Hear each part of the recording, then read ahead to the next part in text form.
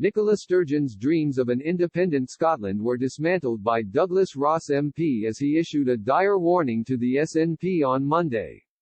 Nicola Sturgeon has been pushing for a second referendum on Scottish independence despite 55.3% of Scots voting to remain in the Union in 2014.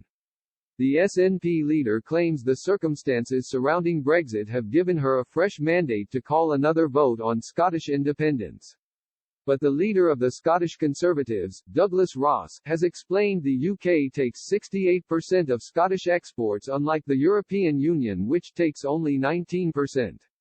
Giving his keynote speech with the Policy Exchange UK, Mr. Ross said, in the 2014 independence referendum, 55% of voters were against leaving the UK and in 2016, 52% of voters were in favour of leaving the European Union.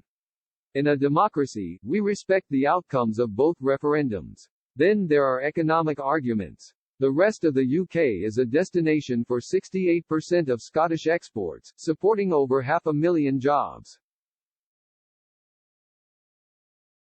In comparison, the EU is a recipient of only 19% of our trade. The UK is also worth £10 billion in additional public spending in Scotland.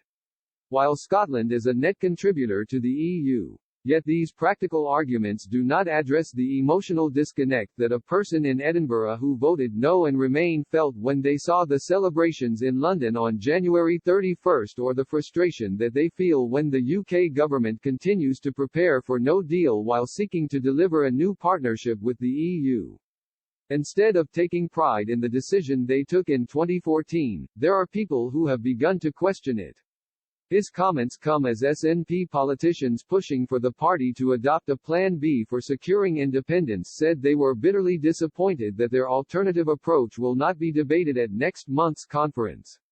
Inverclyde councillor Chris McKellenny has been pushing for the move, together with Western Isles MP Angus MacNeil. The pair want the manifesto for next year's Holyrood elections to include a pledge that winning a pro-independence majority would be grounds to start negotiations with Westminster for Scotland to leave the UK.